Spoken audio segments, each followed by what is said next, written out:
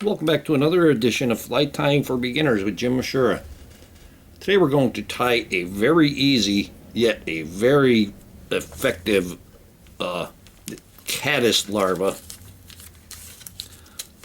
Caddis is probably the most abundant aquatic insect there is. The hook that I'm going to use the Lively Legs lip splitter fly hooks. Number 470. This is a size 16. This is a Scud shrimp nymph hook.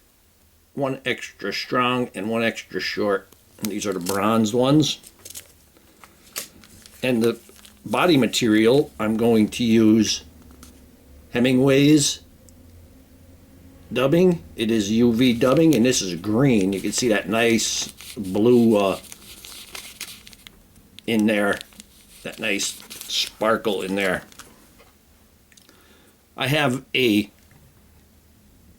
2.4 millimeter. This is a black, and that the bead also came from Lively Legs, and that's a tungsten bead. And the bead size, I've had this question, but the bead size is determined by the size of your hook. And I suppose if you wanted to put a small bead on a larger hook, that's fine too, if you just want it at a certain depth or something like that. But mostly when you're putting beads on, you want them to get to the bottom when you have a bead on, and especially with a tungsten bead, because they're known for being heavier than your regular bead. So it's determined, the size of your hook determines the size of your bead.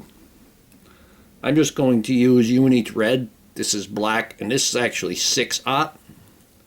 What I'm going to do is I'm going to take an extra amount. There, I have about another 8 inches of thread there. I'm going to wrap it around my finger, which I always do, to keep tension on it, to keep tension on this tag end here. But we're going to start the thread, and we're going to go back. And we're not going to break this tag end off. We're going to use this tag end as a rib. That's why I'm using a heavier thread also. And we went slightly down around the bend there. And this hook is an offset bend, just to let you know.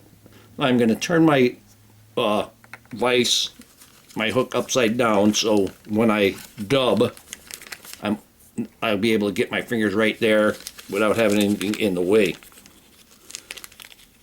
And we're just going to take a pinch of the dubbing, and this is antron. This is an antron, some kind of an antron. But we're going to make our dubbing loop, or our noodle, I mean. And you want to make that tapered. You want it skinny, because you want it to look more like the natural, and they're going to be skinny on the end. And we got a nice taper here. So we're going to go ahead and wrap this. I always turn it so, because getting older, and I got to be able to see the point of the hook at the beginning there. We're just going to wrap that in. Like I said, it's a really simple fly, but it's, like it also said, was the caddis are probably the most available food source for the trout. And we're going to go ahead and wrap our rib. We're going to palmer this, meaning barber pole. Just make wider turns on it. And let's see if we can catch that little piece right there. There we go. Yep, I pushed it out that side. I'll just nip it. Then we're going to tie this in. 1, 2. Give it 3 wraps. You can put a couple wraps on top of it, and then you can break it off.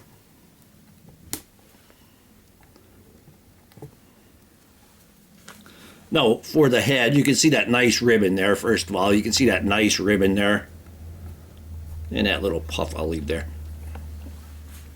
But for the head, I'm going to use my own creation of Black Rabbit crystal dub. And my formula for this is I have black rabbit. I have a black rabbit skin so I kind of shaved the skin there a little bit, and then I put GSS olive in it. The GSS is still the best value in the on the market for your ice wing type materials. And we're just going to wrap this.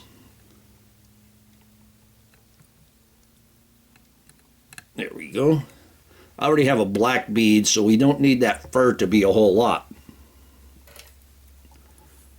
And we're going to take our whip finish. We take the Martelli style whip finish, put the hook over the thread, go around the camel hump, invert it. Now you have your X. Just slide that X down to the shank and then rotate it around the shank. 3 to 6 times is sufficient. Tug that in there. Go ahead and use the cuticle trimmer to break the thread. And I'm going to put a little bit of head cement right on the bead. Mostly on the bead, but right there on the head. And that'll sink right in and get that thread. And here we have a nice green caddis larva. I have these this particular color of caddis in the upper part of my river, and this would be a small one for that. I actually turned over rocks and found them, and they're an inch or an inch and a quarter long, but they're that color. It's really nice. But I hope that you learned something from this video. Hope that you would subscribe to my channel. Please refer me to your friends. When you do subscribe, please hit the notify button so you don't miss any of my videos. Please visit my sponsors and let them know that I sent you. If you'd like to purchase any flies for me, go to etsy.com/shop/theflymanjim. And if you don't see it there, just simply send me a message, tell me what you're looking for, and we'll figure things out. And most of all, thank you very much for watching my videos.